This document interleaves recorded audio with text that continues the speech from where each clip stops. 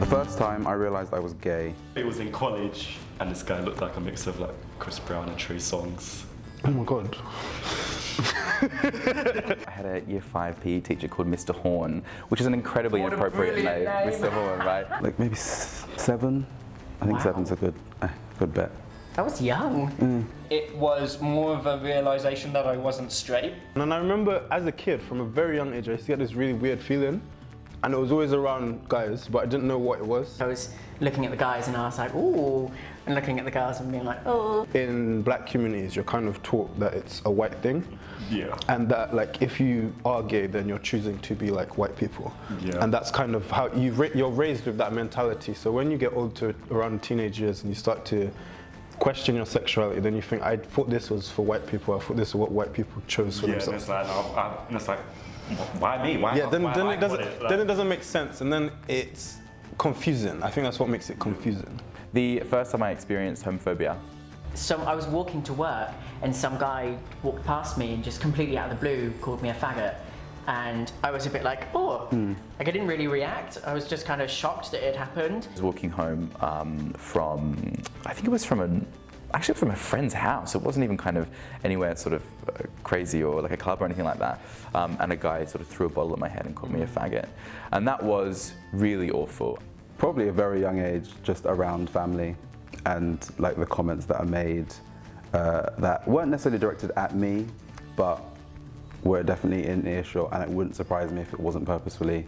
And I didn't want to do this, I'm sorry Mum, but when I came out to my mum, and my mum didn't take it well, and I guess that was the first experience I had. I only ever really get clocked when I'm either being, like I'm out in like drag, or I'm out in like makeup or whatever, and then I will receive homophobia, or, and this is the one that really kind of like still makes me really angry whenever I am publicly with a partner. It's sort of like racism, where not all racism is in your face. Yeah, it's all slight. It's just like the so homophobia homophobia, or the little. Yeah.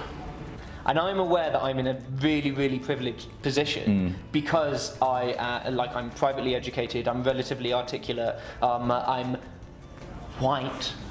Shock horror. I didn't even realise. Surprise. Who would have known?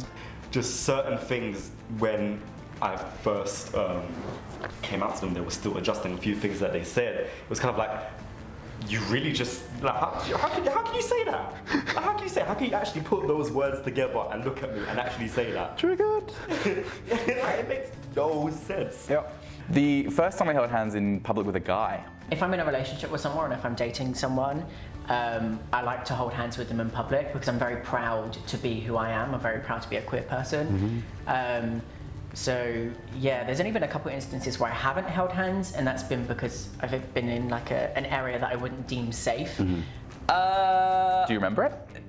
No. Really? No. Which is Have you odd. held hands with a guy? And it is that kind of, you have that hesitation, and you're like, oh wait, but no, what will people think? And you're like, oh wait, I don't care. And then you do it and you're like, okay, it's fine. Everyone survived. When we was on a train and being very, very, very, very public, I think it was actually... Were you making out, or? Not necessarily, but I was on his lap and like joking, and I kissed a couple times and whatever. And there was just like some people from the other side of the carriage just proper like just twisting up their necks and just like really just like... But you know, I think like... don't burst the blood vessel, like... I think when black guys are like, when it's a black gay situation, they don't know what to do. Yeah, they're like, this really happens? Like, we only really see this with like Caucasian couples. Like, what's going on here? Yeah, so they don't know. Allowed? And then I think the stereotype of them being intimidated stays. Yeah. So then they're intrigued, but then they're intimidated at the same time, so they don't know how to act. Like, are they soft or they not? Like, what's going on?